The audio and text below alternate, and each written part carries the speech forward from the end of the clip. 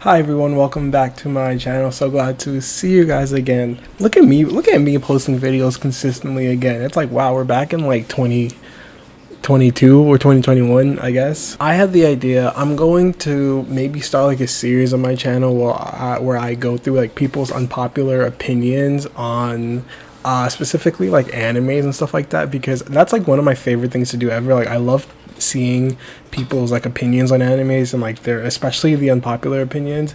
And today I'm going to start off this series doing Bleach unpopular opinions. And if you guys know me, you know that I love Bleach so much. I consider myself an authority on Bleach. I consider myself an authority on Bleach, you know what I'm saying? Like, I've been told that I'm a little too lenient on Bleach and the stuff that like they get away with. And you know what? Like, I don't think so. I think people just be coming too hard for my homeboy. So I gotta stand strong, you know. Like, I got my own criticisms, but like I gotta stand strong because y'all be coming for Bleach OD. So like I gotta, you know what I'm saying? You know what I'm saying? But anyway, so I decided to take to the internet, specifically Twitter, and see, like, you know, what are some people's unpopular opinions about Bleach are, and basically judge whether or not I think is valid or not, and like give sort of, you know, my opinion on it. So let's see. Oh, the first one I found was someone saying that unpopular opinion, the Zero Division is not a disappointment. Cuba wanted to show just how much of a threat the elite Sternerders are and how much the Gote 13 has come a long way.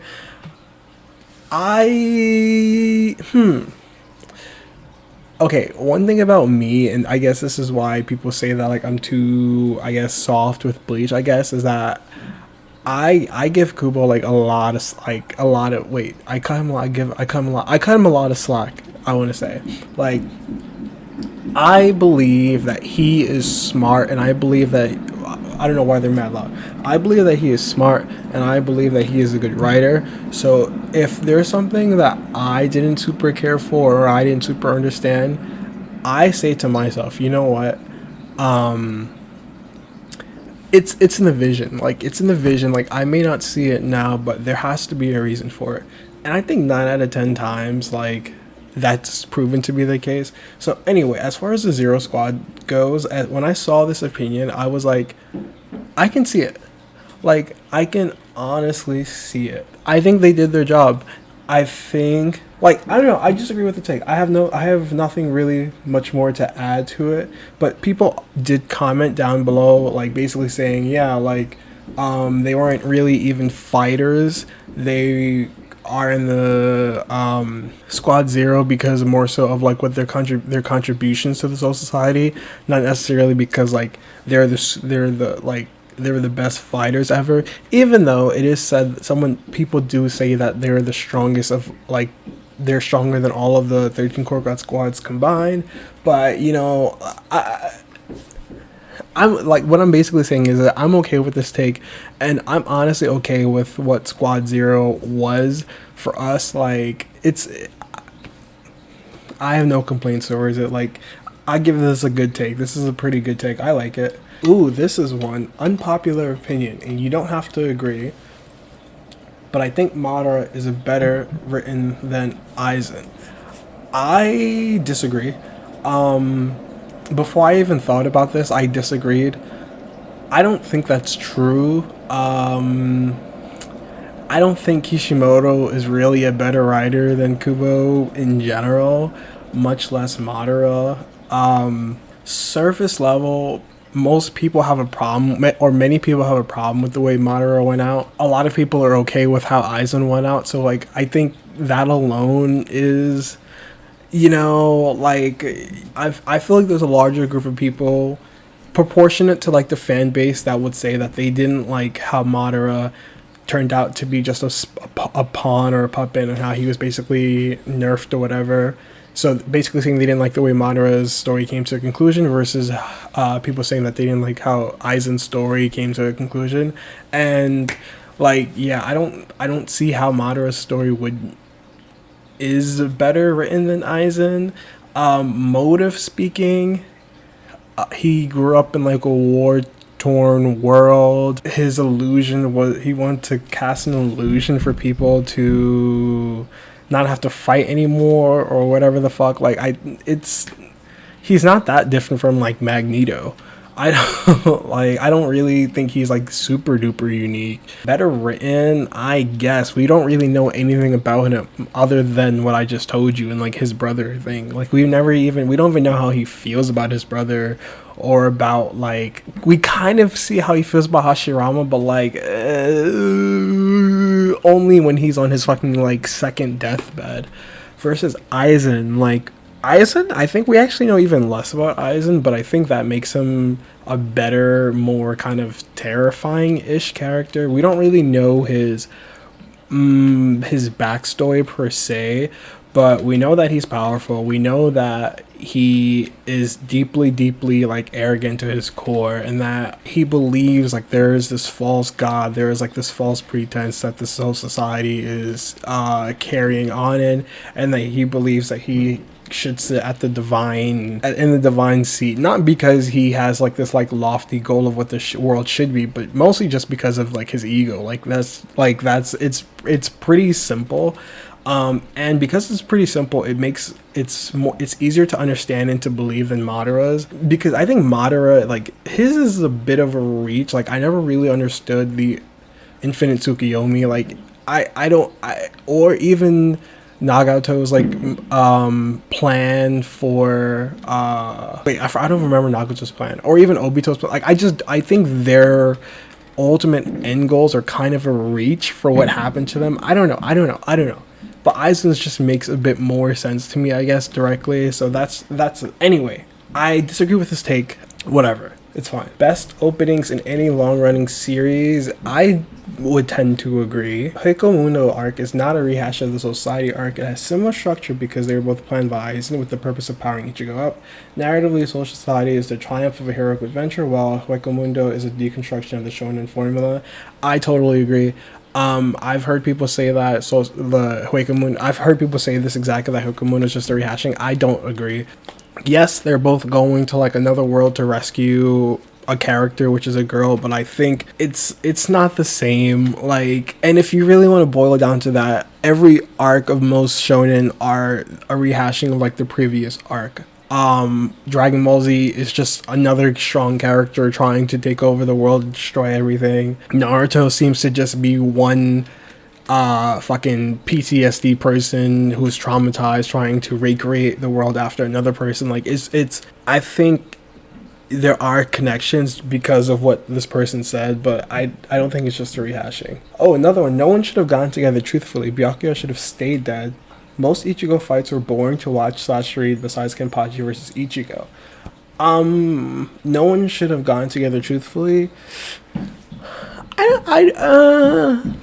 Who got together? Renji and Rukia? I think that was fine. I kind of have an issue in general with like people getting together in like a lot of shonen, because like it's just not really written in a romance way. Like at best it gives best friends or big brother or big sister, little sibling type energy. So like that's always a bit weird to me. But to say that no one should have gotten together, I think Urahara and Yoruichi would have been a very cute couple. So I don't think this is the most egregious show with people getting together. I think the most egregious is Naruto. But anyway, Byakuya should have stayed dead. I don't think so. I think Byakuya is a good character. I don't think we would have gained anything from Byakuya being dead. Like, look at Neji. Neji died, and no one... The story... Neji could have stayed alive, and the story would have went the exact same way. Like, I don't think he should have stayed dead. Most Ichigo fights are boring to watch and read / besides Kenpachi versus Ichigo. So speaking of this, someone said in an unpopular opinion that I saw earlier that Ichigo has a limited moveset and they think that he should have had more moves. And I think this ties into this. That doesn't really make sense, because when you think about it, Ichigo is not a Soul Reaper. He's not a fighter. He's just a student. He's just a human being who has enormous powers and uses it to defend people. He didn't go to school to fight. He doesn't know how to use Kido and all that stuff. So like, it's not surprising that like his one move is just a slash that just takes care of the enemy, because that's like that's what he is. He's just someone, he's like a very utilitarian person. Like it's just like take care of the enemy, keep it pushing, save your friends, and be done with it. So it's like, how many moves or how interesting should his fights be, given that that's not really his background. And also I don't really agree with that. I think his fight with Byakuya was good. I think his fight with Ukiura was good. I think his fight with Grimjaw was good. I think his fight with Aizen was good. So I don't agree with that opinion, period. Oh, the last arc is lit, even if the end is shitty. It has the best fights, the best jokes, everything is great. Totally agree. I don't think the end was shitty, but I totally agree with this. I think the Blood War arc gets a really bad rep, undeservedly so. That's the lore that Ichigo was no way an asshole. I don't know who said it was, but I don't think it is either. They're milking it even though the anime is dead in the ditch. Milking it? Well, what do you mean milking it? The story in the manga wasn't animated. Like, if we're talking milking it, like Boruto is milking it, Super is milking it. I don't think Bleach is milking it. I don't know what he's referring to. Kubo messed up and didn't explain many things. People say that a lot, but I don't think that's true. I think he didn't explain many things, though, but I think many things were explained in the novels that many people didn't read, which that's just your problem. The villains are underdeveloped and mostly barely have any actual motive. You don't give any examples for that, so sure. And we know way too little for them to be main villains. You don't give any examples for that, but sure. The Iranka arc is as good as the Soul Society arc. I can see that. Like, reading it, I wish I had read the manga that early, because the Iranka arc was very drawn out in the anime, whereas the Soul Society was also kind of drawn out, but it was still much more compact. So that could be valid. Fullbring arc is factually top 3 in number 1 or 3. I read the manga and I watched the anime, I think, for Fullbring arc. I think it was good. I need to reread it, I think. I need to reread it. I don't want to disagree with this, because when people have these kinds of takes, I don't think they're just saying it to be trolls. I just think that they see something that everyone else hasn't seen. And so I'm open to that take. I like Fullbringer mostly in concept. The arc is fine. Okay, more of the same. Someone talked about that. Alright, sure. Ukiura should have replaced Grimjaw on the 1,000-year Blood War arc. I don't necessarily agree. I think Ukiura's character arc was completed when he died against Ichigo. I don't necessarily agree. Happy that it's coming back, but I have a few things I hate about 1,000-year Blood War arc, and the ending isn't that good. Okay, sure. Agents of Shinigami arc anime was mid. Is this one of the first arcs? If it was, I think you're wrong. I like the Fullbringer arc. Another fan of the Fullbringer arc. The dub is really great, and the Fullbringer one of the best arcs. I agree with the dub part. The Fullbringer arc I need to revisit. Better than Naruto. I'll say it. Okay, so a lot of people here are saying that the Fullbringer arc was good. Grimjaw should have been the main villain. Versus Aizen. If that's the case, I don't think so. Aizen should have been the anti-hero. Okay. I don't find the show's comedies funny. I disagree with you. I think the show is very funny. I think this show is one of the funniest of the shonen animes, like genuinely. The scene where Ichigo and Rukia first meet, and Ichigo is basically calling Rukia like a pipsqueak and telling her to leave, and Rukia just like fucking like restrains him. I think that was a really great scene, and Rukia's drawings of her bad drawings. I think the humor in the show is very good, actually. Although a lot of people call him evil, Aizen never really killed anyone except Jin. That's not true at all. In the Turn Back the Pendulum arc, he's responsible for the disappearances and the assumed deaths of like thousands of people, hundreds of people. That's not even true. The fights from what I've seen involve way too much talking. Sure. Jin dying was a waste of a character to me after throwing that turn of events out. He shouldn't have at least had a redemption storyline with the I would have liked to see more for Jin. I don't think it was a waste, though. I think, again, his character arc had been completed. I don't think he really had much else to do or much else to go. I think sometimes characters just have a sad ending, and like that's what it is.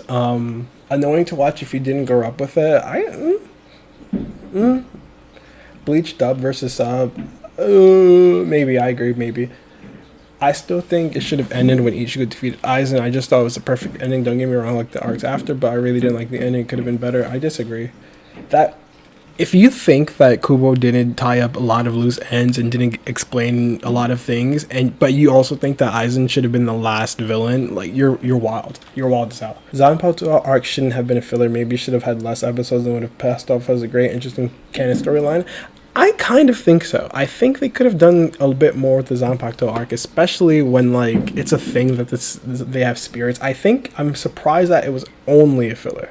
They mentioned like the Bleach filler, and I'll have to say that I can close this. I'll have to say the Bleach filler is not that bad at all. I don't think the Bleach filler is that bad. I think the ones I don't like are the Don Kanoji ones, and like the Karakura Town Riser and stuff like that. But most of the arcs that take place in the Soul Society, like the Shusuke Magai arc, or like that girl who I forgot the girl's name. She's like a Soul Reaper, I think, and like I forgot the arc's name. That arc, the Shusuke Magai arc, the Zanpakuto arc, I don't think most of those arcs are bad arcs, even as fillers. I think they add a lot to the story. And then someone also mentioned it. Those arcs actually do quite a bit to endear us to the Soul Reapers, because other than that, we don't really get to see a lot of the Soul Reapers, like, you know, from the Soul Society doing normal things or in a non-high stakes position, if that makes any sense. So I actually do enjoy the fillers for Bleach. Would I watch them again? Maybe not, but I did enjoy watching them. Someone said Ichigo and Rukia should have happened. I don't agree. I think that definitely should be just like a friend, big sister, little brother type thing. Like, definitely. Someone said, much like DBZ, Bleach, while enjoyable, is kind of mid overall. The high points and escalation of fire, but there can be snoozy. Each arc feels like its own bubble. Also, for them to have all those cool techniques, and mostly comes down to slugfest rather than strat. I think this person should read the manga also for DBZ, because I'm reading the DBZ manga currently, and I think it's hard to understand why those manga or those shows are so good if you don't read the manga. If you only watch the anime, I think Bleach also falls into this trap that, like, if you only watch the anime, they're only seen as like slugs with a bunch of fillers. But the mangas for those shows, Bleach and Naruto, Bleach and Dragon Ball Z, prove to you why people are so devoted to them. The mangas are so good. The pacing is really good, especially for Dragon Ball Z. The pacing for Dragon Ball Z in the manga is insane. So read the manga and get back to me on that opinion. Each arc feels like its own bubble. In the anime, yes. In the anime, yes, that is true. Also, for them to have all these cool techniques, it mostly comes down to a slugfest rather than strat. Depends on which battle you're watching. Depends on which battle. I think on top of my head, Byakuya versus the Espada, the black Espada with like the eyes everywhere. I think that was a pretty cool match that I come back to a lot. So I disagree with that. Aizen is an okay villain. I can't be invested into a character if I don't know what led him to be the way he is. Yeah, he does cool stuff and it's OP, but what is there other than those two things? The opposite of what this person's talking about is Demon Slayer villains. I kind of could have been of the opinion before that villains could use some backstory, until I read the Demon Slayer manga, and I was like, whoa, sometimes backstory to a villain is a no-go. Demon Slayer gives all their villains like 3 fucking like 3 chapters of backstory. It's insane. Don't do it. I think it takes good writing, to be honest, to do what Kubo did with Aizen, to not give him much of a backstory at all, but for him to still feel like an intimidating villain that people can still respect and that people are still get hyped when they come on the screen. I think that takes a lot of good writing, and that's all I'm going to say about that. Maybe this is a person who probably would enjoy Demon Slayer villains, their backgrounds, but I think they will take it back if they ever read Demon Slayer the manga. The vast majority of Storm Reader freaking sucked. Only good thing with most of them were the fights. What else would have been good if not? What do you mean? I think the character designs were amazing. Like, the costumes that they were amazing. So I don't know what you're talking about. a lot of people saying that the Fullbring arc is GOAT, which is honestly nice to see. Aizen is the weakest antagonist power scaling wise because he can subconsciously wish to get his ass kicked and to get bodied by tripping and smashing his teeth on rock, and then get bodied by tripping and smashing teeth. That doesn't make any sense, and that's also not true. He's not the weakest antagonist power scaling wise. In fact, he's the strongest character. So I'm going to read two more opinions from Twitter that I think are really interesting, and then I'm going to hop over to Reddit because I think Reddit, the people at Reddit, they go pretty hard. Someone said Orihime was a great character where her feelings on things actually had nuance and was quite relatable when I was young, showing me that I didn't have to be bitter just because I was around best people, and that little compassion goes a long way, actually. And Ichigo was far more domestic as a character than fandom seemed to give him credit for, as his biggest motivator was losing his mother, and he had always been looking out for his little sisters. Living in the human world with his loved ones as a family is a happy end, actually. I love this opinion. Oh, my battery, I'm running out of storage. I need to end this. I love Orihime as a character. I didn't appreciate her much before, but like now watching it and reading the story, I really enjoy Orihime as a character. I think, yeah, I don't know. I just feel like I don't want to use the word useless because I feel like the word useless is thrown around a lot to describe women in anime. But I feel like she is like a really good balance of what a good written female could be in a manga. Like, she, in the beginning, and even up until now, she has an ability. No, she's not like a fighter, but she has like a protection ability, and like she can heal, which is like, I guess, sort of cliche for a female character. But I don't know, she doesn't feel like immature to me. She feels like, again, just a normal girl. Like Ichigo's a normal boy. She's just a normal girl who like has these powers and like is kind of thrust into all of this. And at the end of the day, she just wants things to be normal. She's not trying to hurt anybody. She's not trying to fight anyone. She has feelings about things, but she also tries to keep her feelings in check. And I just really like Orihime as a character. Ichigo, I feel the same exact way. He's actually grown to be like probably my favorite shonen main character just because he's such a normal dude. Like he's not over super duper ambitious. He doesn't want to be the top. He doesn't I don't know, have all these like weird like sort of desire to battle or to train constantly. He just wants to be a normal dude, live a normal life, and like keep his friends and family safe. Like he's kind of like Shikamaru, but like less of a caricature than Shikamaru is. He's like a normal person, like a normal version of Shikamaru, I should say. So I really like those opinions. And then I'm just gonna hop over to Reddit real quick. All right, now we're on Reddit. So we have quite a few good ones from Reddit, I think. And I'm gonna be a little more humble because people on Reddit know a little bit more than I do about Bleach, low key. So I'm not gonna talk too much shit. Okay, the Almighty, Antithesis, Balance, Miracle, and Lei's Immortality were all horribly written abilities that require Deus Ex Machina type counters to resolve their respective fights. They collectively made for a disappointing finale.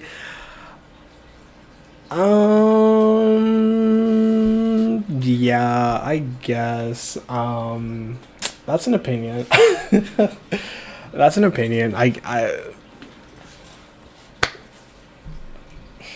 Yep. Wait, okay. Before I scroll down a bit, let me.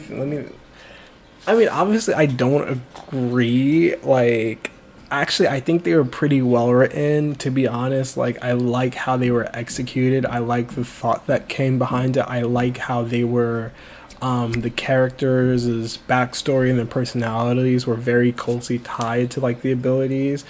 And, like, I just liked it. Like, for the Miracle, like, Gerard being the Miracle and the Antithesis. And I think those were all really...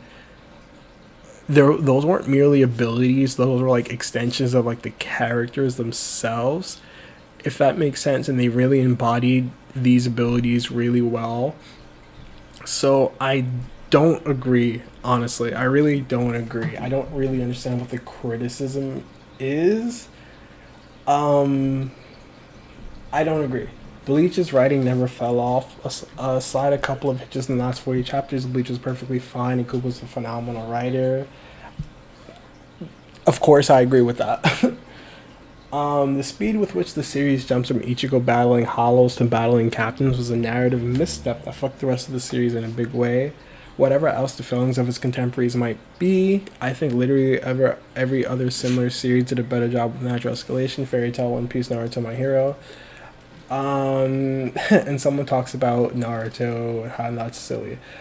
I disagree with it. Like, the speed in which she jumps from battling hollows to battling captains, I mean, that's it, I guess. Like, the Soul Reapers, the captains are just Soul Reapers, and Soul Reapers battle hollows, and like that's it. The only other people for him to fight would be Espada, which not yet, and Quincy's, which most are dead. So I don't really like what else would he have battled before Bounce. Like that's kind of a weird. I don't know what he's talking about. What they're talking about. I don't know what they're talking about. Like, if anything, the Hollows are the best people to fight before getting to captains, because like Hollows literally gradually increase in power and they eventually can get up to captain level rank. So it's like I don't really get what this person's talking about. But anyway,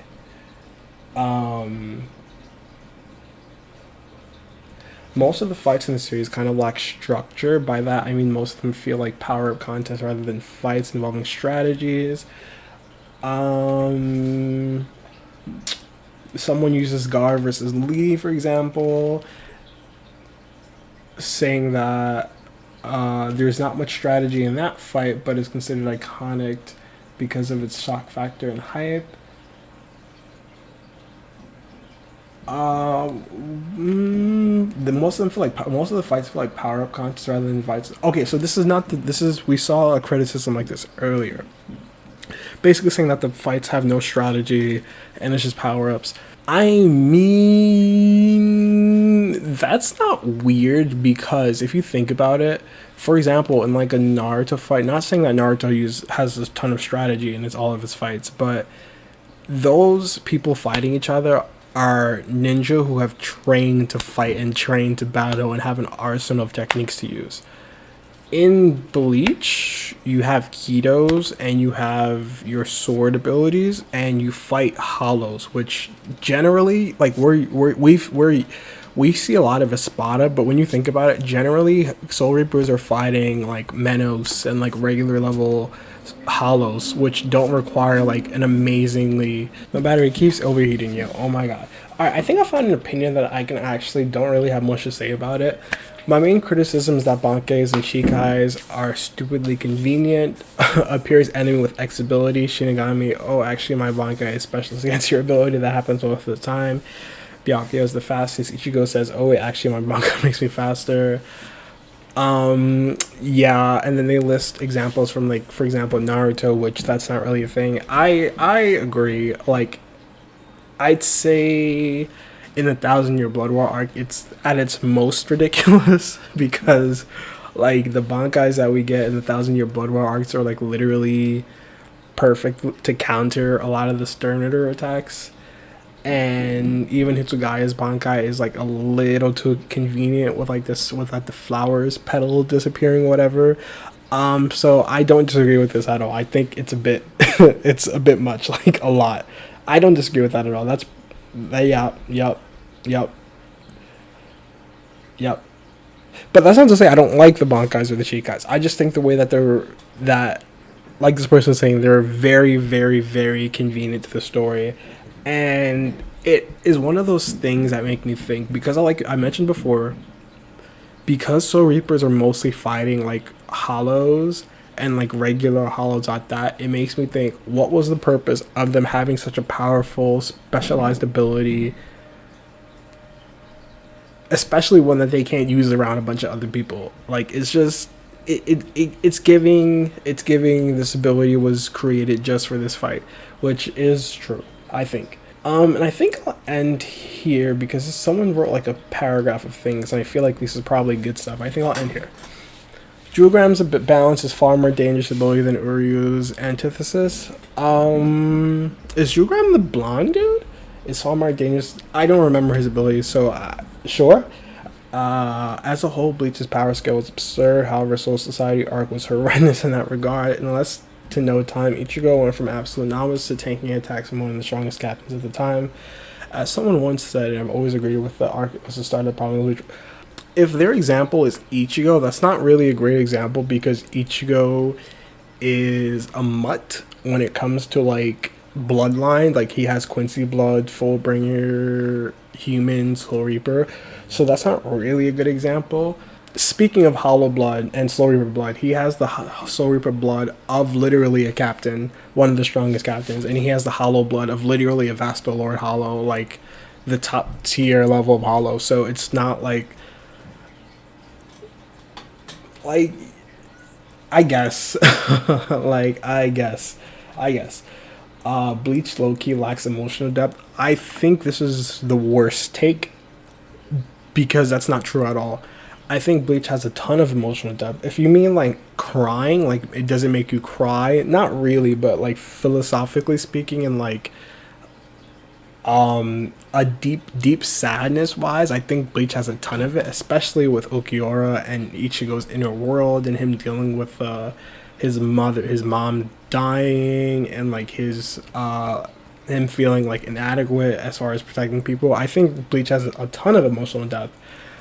Ichigo really isn't as great as a main character as people make him out to be. What makes a great main character, I might ask, well, for the most part, I enjoy the times when Ichigo wasn't the center of attention, and there were moments where I wanted less of him. I don't think an MC should have such a reception, but Ichigo, though I like his character to an extent, just never seemed to be that level of popularity.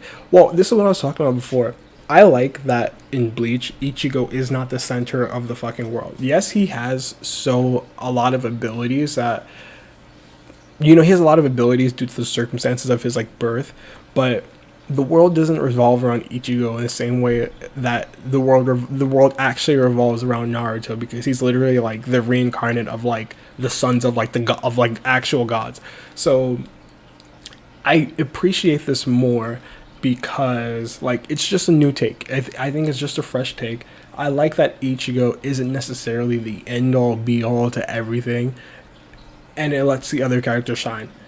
So what he's saying, what this person's saying right now, is that I think it's just a personal. So what this person's saying now, I think it's just like a personal like difference in how you and what makes a good main character for you.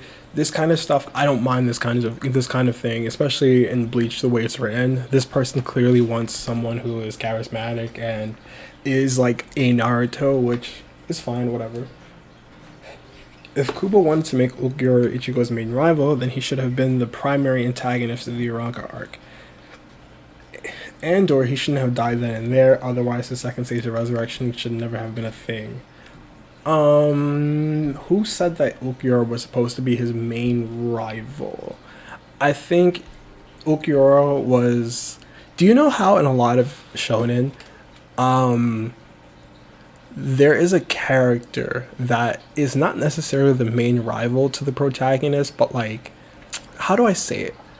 There's like the overarching antagonist, but there's like a sub-antagonist that when you look closer isn't necessarily I think the easiest thing to think of that comes to mind is in Dragon Ball GT when Goku was fighting against the dragons and he fights against Nova Shenron, the Fire Shenron, and they're technically enemies, but like they're also very similar and they kind of see eye to eye.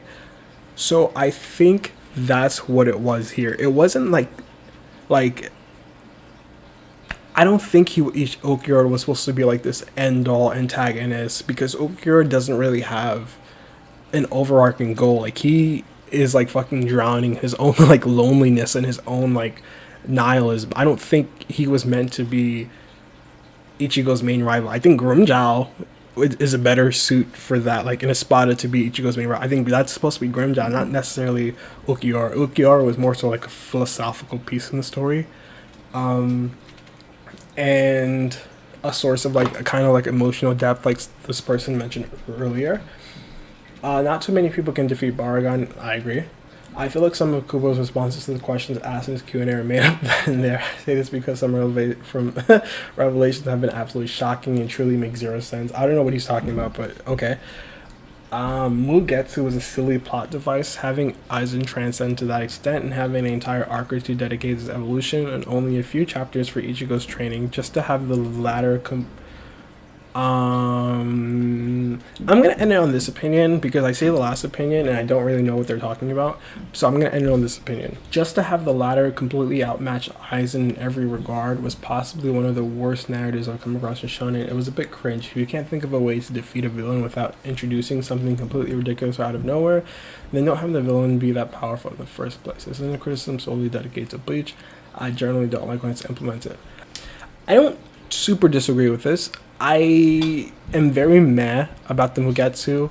Like, I don't come back to that very often. I come back to it because it's a pretty cool fight, but that as a concept and as a device in the story, I also don't care for it.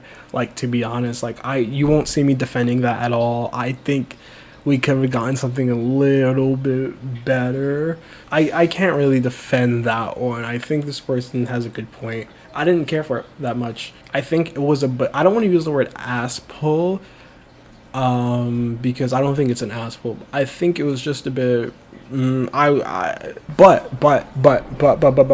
I won't defend it, but I will say that I like how it didn't defeat Aizen. I like that part. Because if it was actually what defeated Aizen, then I really wouldn't care that much for the ending. But because it wasn't what defeated Aizen, but it only weakened Aizen for Urahara's like keto trapping ceiling thing, I can stand with it. I can stand with it because it goes back to the whole thing. I like how Ichigo isn't the end all be all. I like how we can say that he's very powerful. Same way as he defeated Bach. Like, he can be powerful enough to weaken people and put them in like dire positions, but at the end of the day, like, he's not gonna be the one to deal like the final killing blow, just because that's not his story. Like, that's not Ichigo's place to be the one to deal the final blow. Like, it's not his battle really. And I mean, it is his battle, but it's like, you know what I'm saying. It ties back to what I said earlier. He doesn't have to be the final blow in a way that like a Goku or kind of a Naruto could or should be, if that makes sense. So yes, I agree with what they're saying, but the fact that Urahara was the one who ended up sealing him in the end is what saved that for me personally.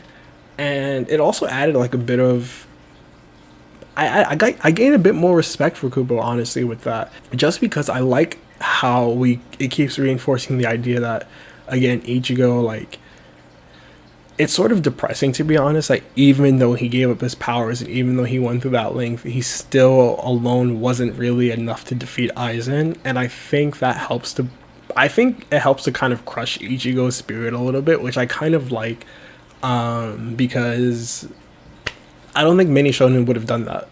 So I respect it a lot. But anyway, that's the end of this video. Like, it's quite long. But I mean, I like making long videos, so, and I enjoy doing this. So I'm very looking forward to doing unpopular opinions for the other manga. And so stay tuned for that. Let me know what you guys' unpopular opinions are, or unpopular opinions that you've seen that you don't agree with. And yeah, so I'll see you guys next time. Thanks for watching. Peace out.